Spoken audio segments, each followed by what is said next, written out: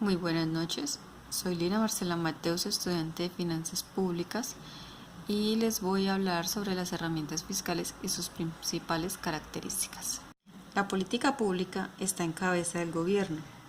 Esta se centra en el crecimiento económico a través de ingresos y gastos.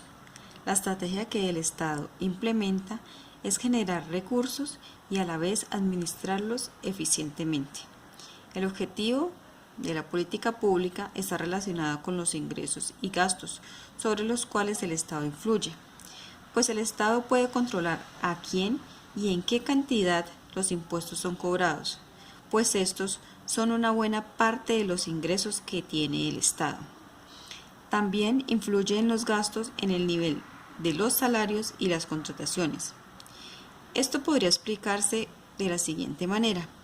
Si hay un consumo que es bajo y las empresas no producen con su total capacidad, lo que el gobierno puede hacer sería reducir el impuesto que se cobra al público para que éstas puedan acceder y lo consuman.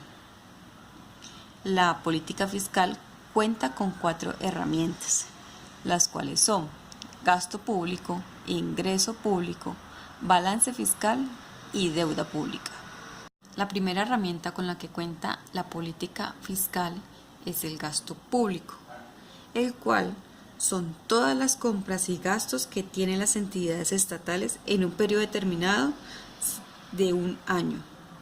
Este gasto público tiene la capacidad de dinamizar la economía, pues adquiere bienes y servicios los cuales traen consigo mejoramiento de empleo, crecimiento económico, salud a los ciudadanos, pero inciden positivamente también, causando un fenómeno conocido como déficit fiscal.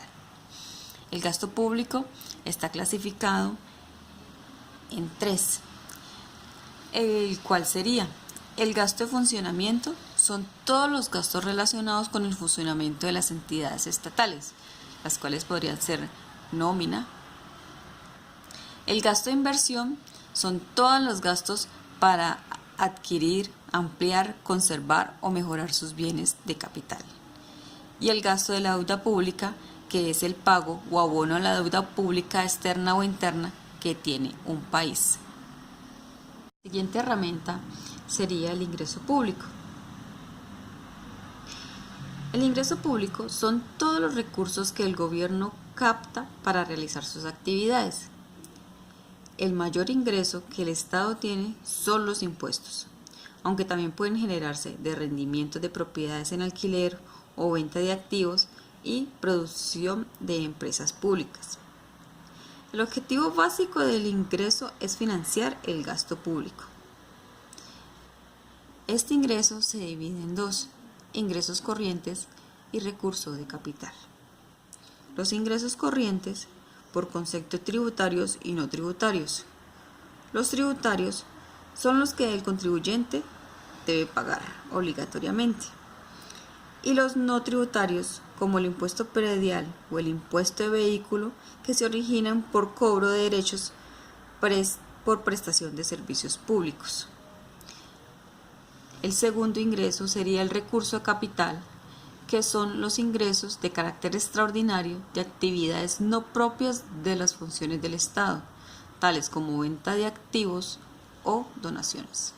La tercera herramienta es el balance fiscal, la cual es la herramienta con la que cuenta el Estado para medir y analizar la carga fiscal que tiene este.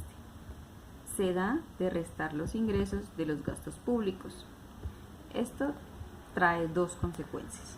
La primera sería, si los gastos son mayores que los ingresos, hay un déficit fiscal, en el cual lo único que trae consigo es una deuda pública o aumento de esta, creando en el Estado crisis fiscales. La otra sería que los ingresos y gastos sean iguales, creando 0 déficit fiscal, la cual hace una economía estable. La última herramienta de la política fiscal es la deuda pública. La deuda pública es la deuda que el Estado tiene con sus acreedores. Estos pueden ser otros estados, entidades financieras o particulares. Esta se da debido al déficit fiscal, pues el Estado debe resolver problemas de liquidez para afrontar pagos. Esta afecta negativamente el desarrollo económico, pues condiciona la credibilidad del Estado. En sí, las herramientas más importantes serían el ingreso y el gasto público, ya que debido a estos se genera y se da movimiento a la economía y demás herramientas fiscales. Que el gobierno pretenda afectar el crecimiento de los impuestos es más preciso que afectar el gasto público. Si hay una reducción en los impuestos, puede que haya un aumento en el ingreso del hogar y aumente el consumo, o si lo hacen las empresas, habría mayor ganancia y aumento de la productividad y por lo tanto más contratación. Eso sería muy bueno para Colombia, pero se tiene una deuda pública que cubrir.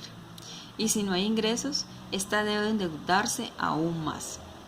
Así que si se busca reducir los impuestos, esta fuente de ingresos debe de estar cubierta de otra fuente o reducir los gastos de funcionamiento. En todo caso, se debe hacer ajustes necesarios, pero si alguien dice que bajará los impuestos, solo logrará pagar los gastos y la deuda pública. Seguramente habrá algunas soluciones como reducir el tamaño del Estado, pero ¿alcanzará? Se deberá buscar entonces una política fiscal que logre articular estos dilemas de nuestra nación.